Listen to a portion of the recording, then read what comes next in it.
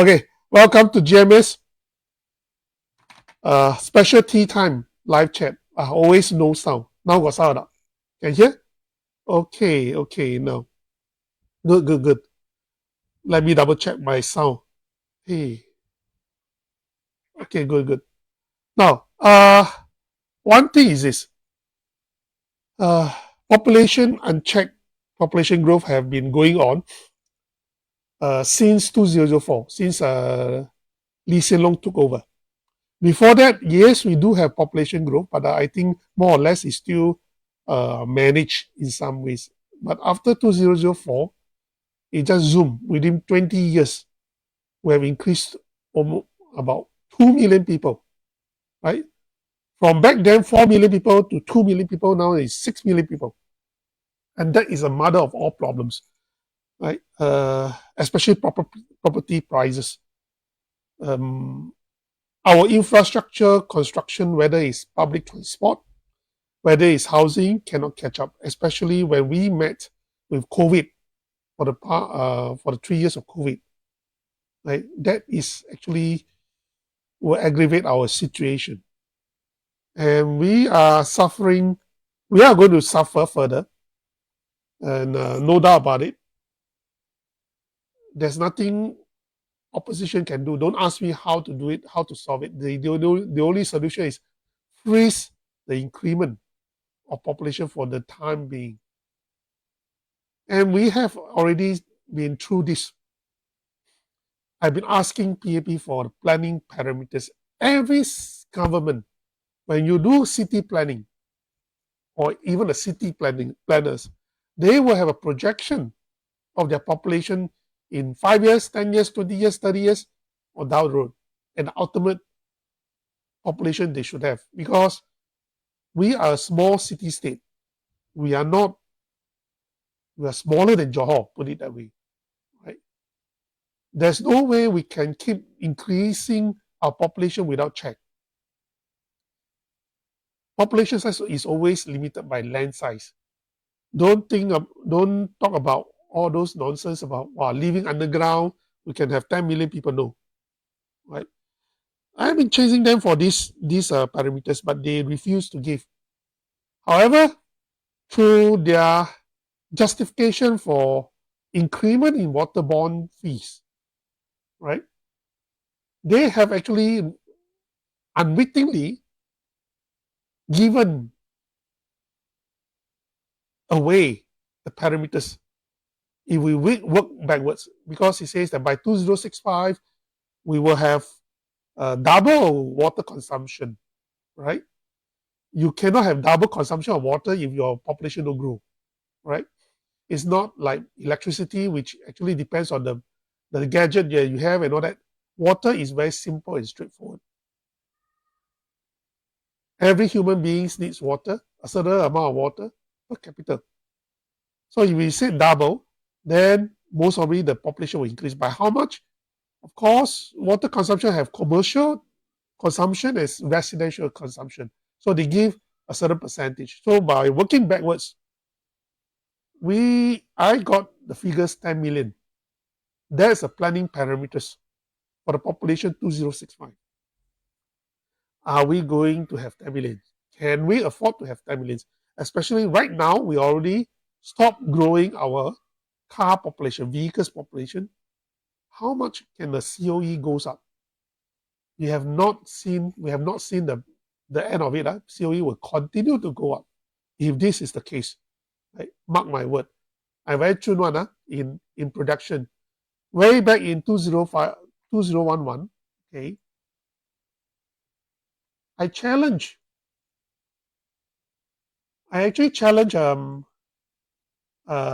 Ma Bao Tan back then, right, for debate on housing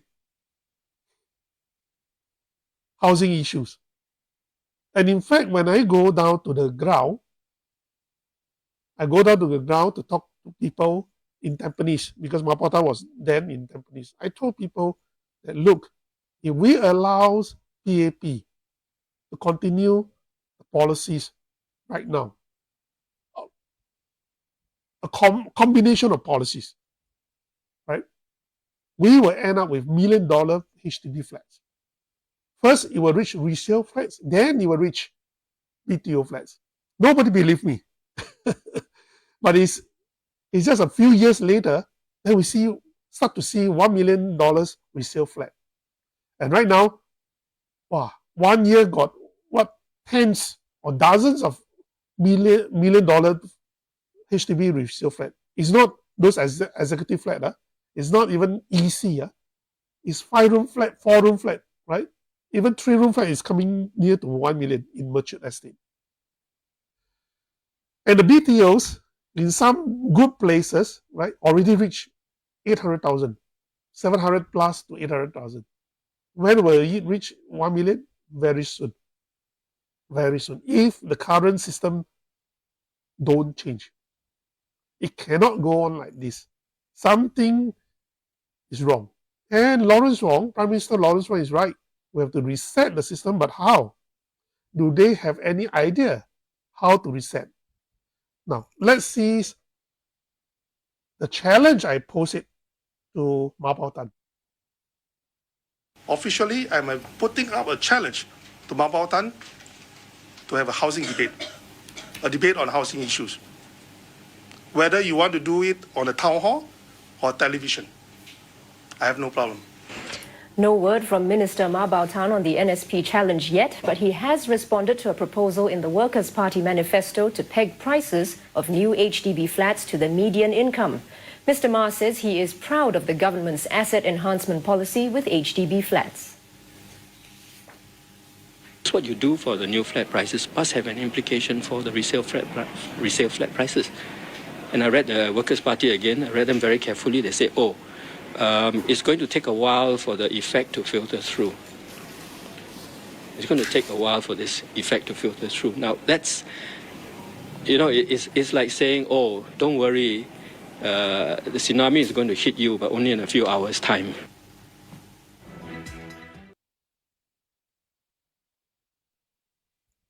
No. Ma Bao Tan didn't want to take up my challenge because they have been monitoring me for many years. I've written a lot of articles about CPF and HDB issues. They are linked. You cannot talk about HDB without talking about CPF. You cannot talk about CPF without talking about HDB because they are linked, right? He didn't want to take up my challenge basically because it's a dead knot. They know it's a dead knot. Okay, I will go through some of the things that why it is a dead knot if they continue to be so. Okay. Now, one of the things that he will answer to the low-paying fruits, right, from Workers' Party. They say fixed to the medium income and all that. Even if we want to talk about medium income, it's not right. It's not right. Why? Medium income, median household income is not something that you should use the overall Singapore median income, because 80% of people already own their flats.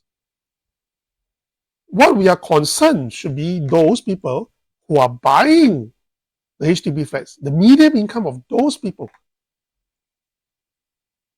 are more meaningful in that sense. Okay?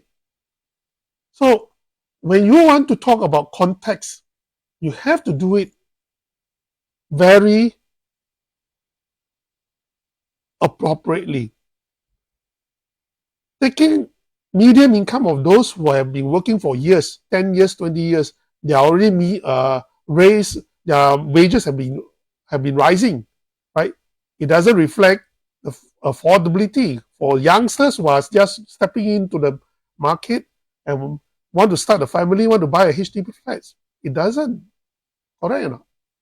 So this is something that I find they are actually not doing a favor in the discussion when you start talking about medium income and all that, right? But nevertheless, this is the thing that they want us to look at. Like, house price to income ratio, okay, it is irrelevant. This graph comes from Lawrence Wong's National Day rally speech. Right? Oh, you say, oh, we come down, you actually went down a bit, then you go up again, and so on and so forth. Does it actually make sense or not?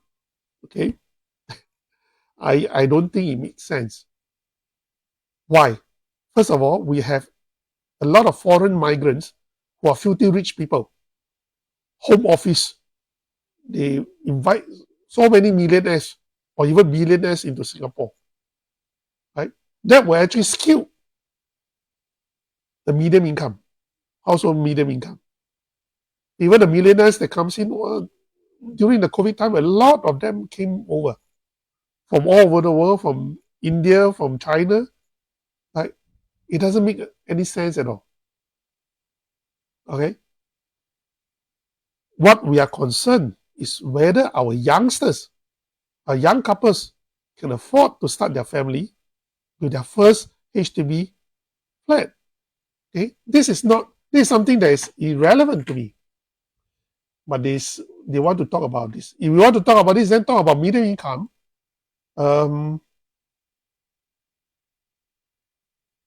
Of those who apply HDB flats, they have the data.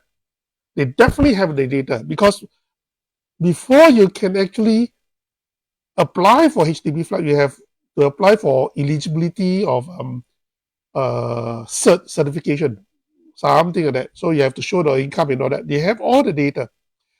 And they actually fix it that way, that if your income level is certain level, you cannot buy smaller flats, you have to buy bigger flats. I do not know why that is so. I want to spend less on my housing, cannot. Okay. Well, if I'm going to be the minister for the national development, I'm going to really do a whole reset on all these illogical policies. Okay. Of course, be a prime minister even better lah. Okay, now the idea of PAP is quite screwed up. Okay,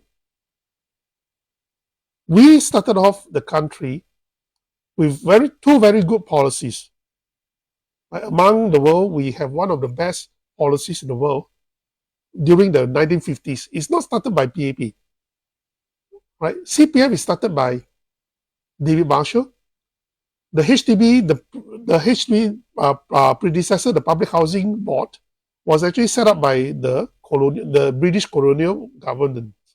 So they inherited it, and it has been working well until they start to screw it up, mess it up, right? Entangle them in the 1980s and 1990s, especially when they want to push for asset enhancement. I will explain why they want to do that. Because of asset enhancement. The concept is this, but before I go there, we have to look at the first principles. I solve this problem by using first principles. What are the first principles? First, HDB is a public housing scheme to provide cheap and affordable home to Singaporeans. That is a very fundamental aim, right, of HDB. We must not forget that. Why we hold PAP to that principle? Why? Because in 1966, right, Singaporeans, our forefathers, allowed PAP to enact the Land Acquisition Act to allow the PAP government to have the power to acquire land at very cheap cost. And from then on, they have been acquiring a lot of land. I think 80% of the land in Singapore is owned by the government, right, throughout these decades. And their role as a government is to redistribute this land for commercial, for housing, for public housing. We give them this power, basically a land grab power, right, for them to go and take land from all those big landlords so that they can do a land reform. It's basically, in technical terms, in economics, we call it a land reform law, right? It's a very good restructuring of a wealth and assets in the small city states like Singapore. Okay, but the social compact is this: the government can take land from all these landlords at cheap price, but they must provide cheap and affordable public housing to Singaporeans. And in the 1970s, without land cost. But when it comes to 1980s, they start to tamsim liao, right? Greedy a bit. Oh, I sell so many HDB flats. Can I earn a bit of money from this land? So they start to insert land costs into it, right? But if you insert land costs and the wages of the Singaporeans did not increase, then how? You cannot buy, right? Cannot afford, right? So 他们就打了 they will aim at the CPF. They start to allow people to use CPF savings to buy HDB flats. Back then, CPF savings contribution was as high as 50%, then slowly go down to 40% due to recession and all that. You can see all the contribution rate difference. Now it stands at 37%, 17% and 20%. 70% I think is from employers, 20% from employees, or vice versa. I do not know how. So total is 37% right now. Okay. The first principle is CPF is savings for retirement for all Singaporeans. That is a fundamental role. It's not about allowing people to use it to buy HDB flats or properties, not to finance education, not to finance this and that. No, that is a problem of Singaporeans, partly due to Singaporeans thinking lah. I got so much money in CPF, right? Cannot use, how? Pressure the government to allow them to use. Then happily, PAP will allow you to use for properties, because without this liquidity, right, they cannot increase the HDB prices, the new HDB flats prices. Because when they increase, you'll find the pinch. You have to come up with a lot of cash, right? That's the clever part of it, right? Now, the third principle is economic fundamentals. Singapore is a small country with limited land resources. If you have an unchecked population growth, what will happen? Right? You will have property inflation. That means asset inflation is going to be higher than your wage increment over time. And this has been proven, right, by statistics, right, over the 30 years time frame. Very simple. Who are the ones who need to buy new BTOs, new HDB flats? There are problems with BTOs, which I've touched on it previously, but I'm concentrating overall in HDB now. Right? Now, new BTO prices have increased almost double from my time, or even from year 2000, when it cost about a 4-room flat or 3-room flat, it's cost about 200,000 only, right? 200,000, 230,000, 220,000, right? Now, Cao Cao is what? 300 plus, 400,000. If it's a mature estate or what, you can go up to 700,000, 600,000, right? You have to ask, for young graduate who first come in, their first paycheck, right? The first paycheck, the entry level salaries for Singaporeans have it increased double. That is the fundamentals. But the problem actually goes far beyond the 1990s or the year 2000. The problem is CPF should have never been used for HDB purchase. Right? Why? we have a smart aleck elites have this idea. Okay, what's the idea actually? The idea is this. They say, oh, we can allow Singaporeans to use CPF. I'm projecting their idea to buy HDB flats or properties, right? But that will actually means that they will not have money for retirement, right?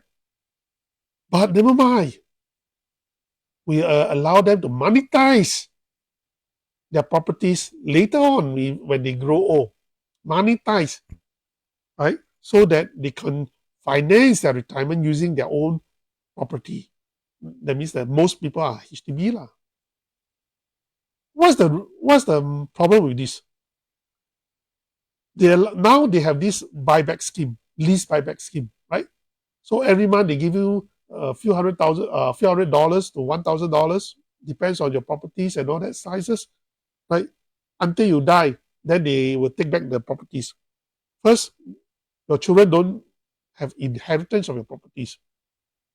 Okay, even if it's 99 years old, 99 years lease, you bought a property when you are 20 plus or 30 years old, right? You die, maybe pass on 70 plus, 80 plus, which is 50 years. The lease should have 50 years. If you don't go and buy resale flat, can go and buy resale flat lah, expensive resale flat, right? But that properties becomes Akong one. HDB will take it back, right? That's lease buyback. Looks like a good deal, right? Okay. Or you can monetize it by renting out your rooms. Okay, correct. Or even better, some people do that. Are doing this. The whole HDB flat they rent out and they go JB and stay. But what's the problem of this arrangement? We are a first world country, the wealthiest country in the world, so-called, right? In terms of per capita. Right? Of course, we are also the most expensive country in the world, right? City in the world. Right? But yet, after being the most wealthy citizens of this most wealthy country, we have to monetize our property for retirement, or we have to rent out the whole property and go to the third world country like JB to stay. 頭腦唔派喎. Then Singapore is just like a hotel. Then what is the difference between me compared to a permanent residence? How do you ever build a sense of belonging to this country when you end up in such stage? This is actually a sign, right, of overconsumption of property, or the property is unaffordable, or your wages are too low, so-called, to catch up with the inflationary pressure of property. That's number one. In order for property to finance your retirement, to be monetized, the property must always go up in prices, correct? But the issue is, it will not lah. After 99 years, it will be kosong, zero value. It's not only I say one, I was the first to say it. Because Lawrence Wong, when he was a Minister of National Development, confirmed it. So the asset enhancement scheme is actually bullshitting. Your HDB would never forever increase in value, because when you cross the 40 years or 50 years lease, the value will start dropping, and will accelerate the drop in value when you reach 70 years or 60 years. Right? That is a fact of life. And when we reach 90 years, 99 years, it will be kosong. So for those people who go and buy a 40 years lease HDB flats, good luck to you. At hefty or what, $1 million right? I say good luck to you, right? HDB flat, really good luck to you, right? You are going to pay excessive money for your resale HDB flat, which will become zero in value where you cannot really monetize it for retirement. And this concept, even if you buy your first BTO flats, right? Your first HDB flats, and stay until you die, right? You would have expected to increase in value, right? But who will pay for that increase in value? Remember, CPF is supposed to be a self-financing retirement funding mechanism. That means I work, I save my money when I die, when I get old. But if you are going to depend on monetizing of HDB flats, your properties must increase in value. That is the first premise. But who will suffer? If it increases in value, the future generation, my grandchildren, or my children, my grandchildren, my great-grandchildren will suffer. You are just kicking the can down the road. Nothing is a free lunch, Someone have to foot the bill. And your future generation will feel the bill. Can that be so? That's why they are stuck. There is a dead end. 骑虎难下. They cannot crash the market. Right? They cannot say, HDB resale market will not continue to go up. So on and so forth, right? Because they need it. They really need it to go up. Because if it's not go up, a lot of people cannot monetize their own HDB flats for retirement. And this pressure will actually becomes bigger and bigger because I am the last generation, last batch of baby boomers. I'm already 54 years old. Another 10 years, right? This last batch of baby boomers will form the bulk of the retirees in this economy. Can the property price sustain to finance, to be monetized, to finance our retirement? Think about it. It's just kicking the can down the road. Whoever come up with this idea and whoever buy this idea and execute this idea, this plan, is screwed. Right?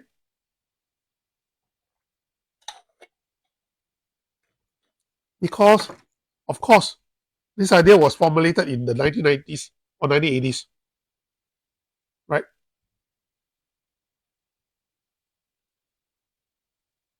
All those politician leaders, those who are retired, those who are passed away, they have you cannot make them accountable for that, for this mess. Right? They bye-bye already. But we are the ones who are going to suffer.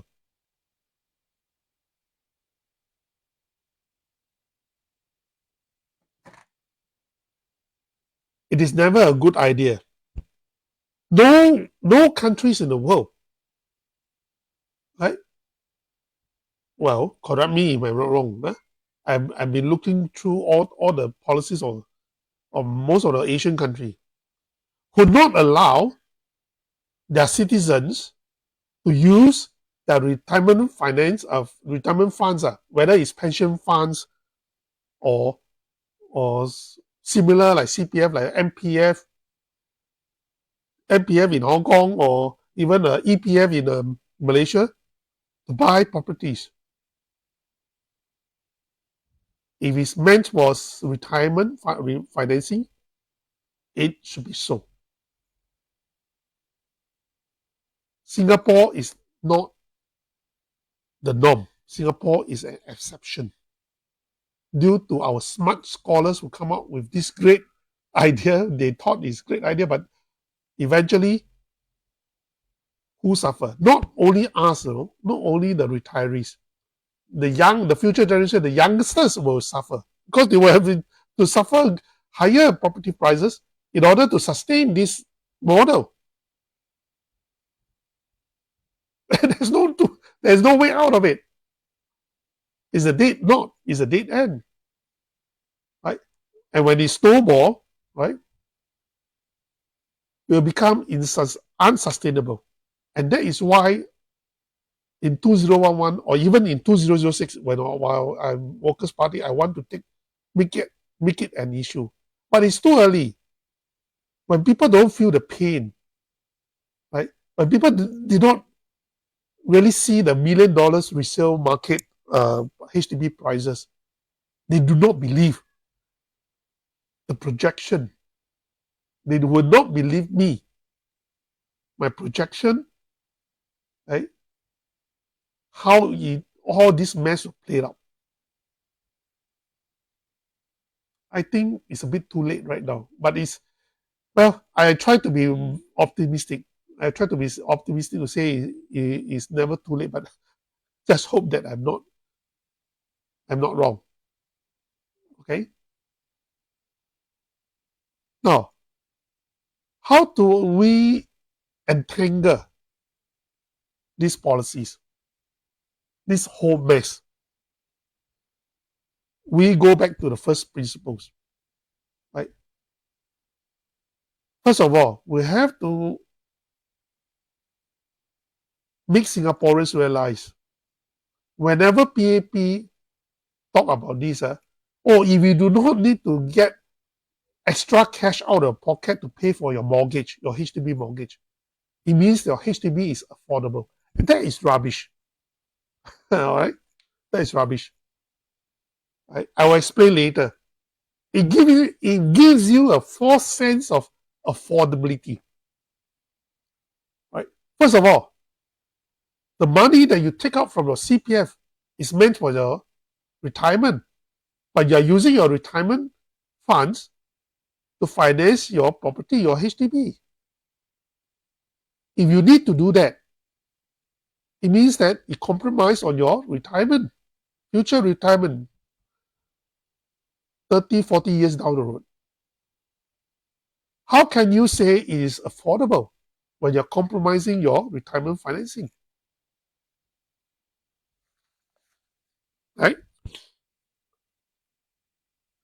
So we have been brainwashed, basically brainwashed, right? Mental conditioning that you buy HDB or any properties, wow, you will not be able to afford if you don't use CPF. Right? If you use CPF and don't need to come out with cash, it means it's affordable. That is rubbish. I have to say this. Okay? I really have to say this. Right? So what are the norms? We go back to the first principles. Right? We start with CPF first. How much savings that one should save for retirement, then is enough. Financial planners will have very complicated things to see your risk adversity, to see your expectation of a quality of life and an expectation of mortality and all that. But in a very simple way, right? I'm going to put it to you in a very simple way. I use 25% of your salary. Why 25%? Now, if you are going to retire in a comfort zone, right? Not always waiting for CDC voucher to come, right? In order to meet up with all the inflationary pressure and all that. No. If you want a comfortable lifestyle when you retire, right? You have to save 25% of your salaries, right? And this will actually depends on the interest rate that your CPF give, right? But let's take it as the interest rate that the CPF give will cover the inflation. That means it will keep your purchasing power, right? Basically, you keep your purchasing power of the value of your money. Okay, money as a digit is really meaningless is purchasing power that we are talking about. Whatever CPF can give you in interest will maintain your purchasing power of that value anytime. Why 25%? Imagine, in a very simplistic way, your whole life you only have one type of salary. Right? You from 20 plus years old, 25 years old, you start to work after the graduation. You work for 40 years. When you're 65 years old, you retire. Right? If you save 25% of your salary every month, right? And it gives you cover the purchasing power, right? Inflation pressures. What does it mean? That means this amount of money that you save will allow you to maintain the same lifestyle or better, right? For 25% of the 40 years, and that is 10 years. That means if you from 65 years old to 75 years old, you can actually have a very comfortable retirement. Our mortality rate,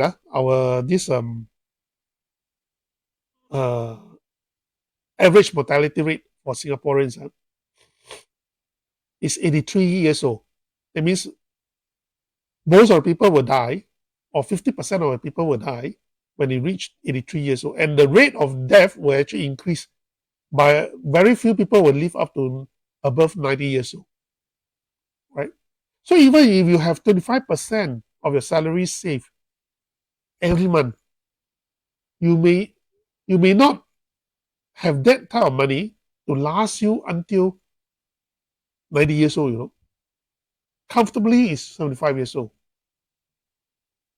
But it can last you if the interest rate given by CPF is above the inflation rate, 2% above or 1% above, right? It will actually lengthen, right? Stretching your purchasing power beyond 10 years, right? So whether it's enough or not will actually depends on what is the interest rate given by CPF, right? That is the concept, okay? So as a normal rule, right? You have to save 20 to 25% to actually retire comfortably, right? To cover your purchasing powers for that number of years. Now, you may need lesser if you reduce the amount of money that you spend after retirement, right? Because you no longer need to pay for mortgage, correct? If your mortgage is 20 years, that is why I never encourage people to have a mortgage more than 20 years. Okay? It must be. Don't go for 25 years or 30 years. 30 years, last time got 35 years, I shout at Mabautan. Right? Asking people to have a 35 years mortgage and you still say HDB is affordable is actually bullshit. Okay? There's a huge amount of money, interest that you are paying for the 35 years mortgage. If you can, 15 years mortgage is the most optimal for any mortgage repayment. 20 years mortgage, okay lah, you stretch a bit lah, you loogie a bit, but it's okay. But not 25 years, not 30 years, not 35 years. Why?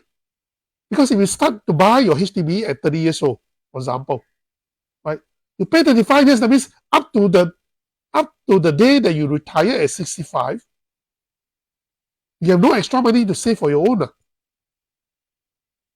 And this money actually comes up from your CPF. My goodness. You are not going to be able to retire, comfortably. It's a no-brainer. It's a very simple mathematics. Right? If you have 15 years mortgage or 20 years mortgage, at least by 55 years, right, you can save for another 10 years and how much you should use your salary, how much of your salary you should use for mortgage. It's actually about 20 to 25% or so. So by 55 years old, if you pay off your mortgage with a 20 years mortgage or 25 years mortgage, if it's 20 years mortgage, lucky best. By 50 years old, you are financially freedom. You achieve financial freedom without big, huge debt. Right? Then you save another 15 years with this saving from the mortgage payment. You can stretch your retirement bullets, funds, for at least another 10 to 20 years. And you can retire, right? Retire well without worries. Right? There's something about financial planning that most Singaporeans should actually have considered before they actually go and buy 1 million, 2 million, or $1 million a HDB. It's nuts. Okay? Now, our contribution rate for CPF is now 37% in total. We can reduce it to 25%. But on the pretext that you cannot use this 25% for anything, only for CPF to earn the interest rate for your retirement. So the 12% as in excess is your cash that you can use to pay your mortgage. Of course, you have to top up another 12% or 13% because by calculation, right, the affordability index is the max you should use for mortgage payment is 25% of your salary. Another 20 to 25%, right? 20 to 25% of your salary for mortgage payment. Okay? Then you have to save 20 to 25% for retirement. That means you have 50% for your daily expenses. That should be the way the financial planning should apply. That's why when you allow people to use most of the CPF savings, why I say most, basically because part of the CPF will go to the MediSave, part of CPF will go to special account. So you most likely have left about 30% or slightly less for mortgage payment. But this one means that you have no savings for retirement, Of course, when your wage started to increase over the years, you start to have slightly more savings, but that is not enough. It's not going to cover you for your retirement. And that is what Singaporeans are facing right now. Right? Majority of Singaporeans will have difficulties in meeting the so-called minimum sum. Actually, the minimum sum is a set of figures that is set, but whether you can maintain a certain lifestyle, most likely it's not enough. And the so-called minimum sum, you can pledge your properties at 50% to cover your minimum sum some more. Right? It's meaningless. You expect to monetize your property for retirement. After working for the whole life, 40 years, when you die, not a property under your name. And we pride ourselves as the most wealthiest country in Asia, so-called per capita wise. It doesn't make sense, right?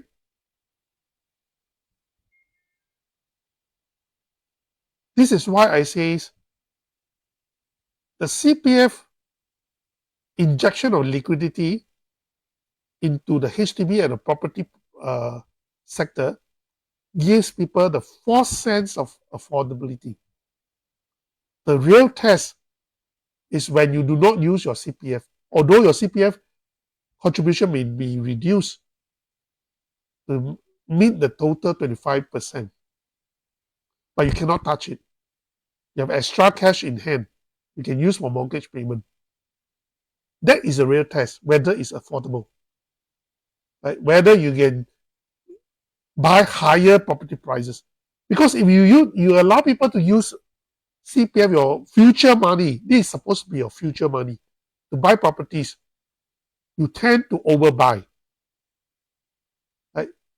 And who benefits? Of course, the property developers and those who sell you the HDB will be most happy. Correct or not? It's a basic demand and supply. When you have more liquidity injection, demand will go up, right, artificially, and it push up the prices.